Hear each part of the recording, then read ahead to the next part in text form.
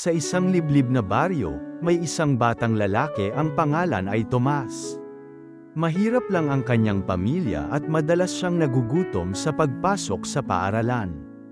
Isang araw, hindi na niya nakayanan ng gutom. Habang naglalakad pa uwi, naisipan niyang magpahinga muna.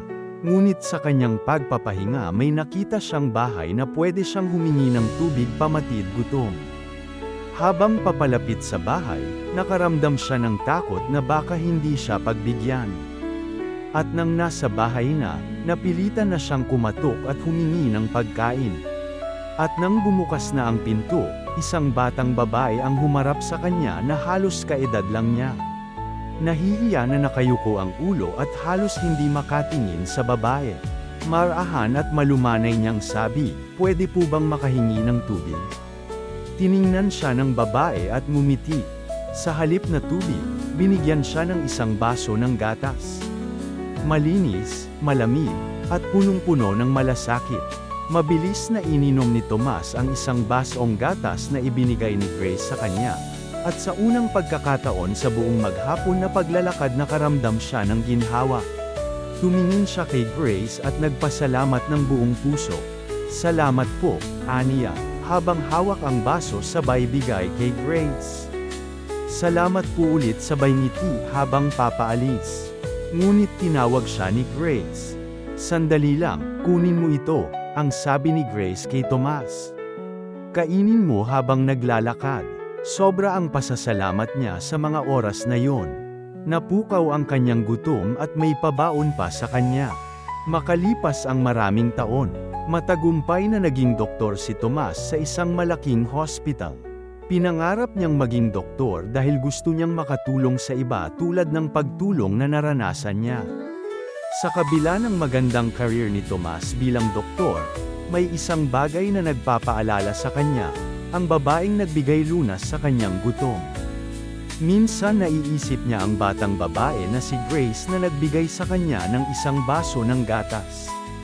Ngunit ang lugar na yun kung saan niya nakilala si Grace ay malaki na ang pinagbago.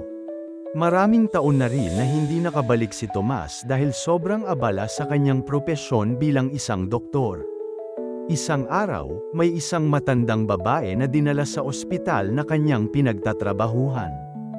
Kritikal ang kondisyon nito at kailangan ng operation ngunit malaking halaga ang kakailanganin. Napag-alaman ni Tomas na ang pasyenteng ito ang ina ng babae na hinahanap niya. Hindi siya nagdalawang isip, ginawa niya ang lahat upang mailigtas ang matandang babae. Magdamag si Tomas sa operasyon habang ang anak na babae na lumuluha sa pag-alala sa kalagayan ng kanyang ina. Pagkatapos ng matagumpay na operasyon, dumating ang bill kay Grace. Nanginginig ang kanyang kamay dahil alam niya na malaki ang bill ng hospital para sa operasyon ng kanyang ina. Habang binubuksan ito, nanlaki ang kanyang mata sa nabasa niya. Nakalagay sa ilalim na, "Paid in full with 1 cup of milk. Dr. Tomas." Napaluha si Grace. Naalala niya na ang batang binigyan niya ng isang basong gatas noon ay ang doktor na gumamot sa kanyang ina ngayon. Hindi niya inakala na ang isang simpleng kabutihan ay magiging dahilan upang mailigtas ang buhay ng kanyang ina. Makalipas ng ilang linggo sa hospital, bago umalis nagpaalam at nagpasalamat si Grace sa lahat ng tulong na binigay ni Dr. Tomas. At sa mga sandaling pag-uusap masaya silang naghiwalay na may kakaibang nararamdaman.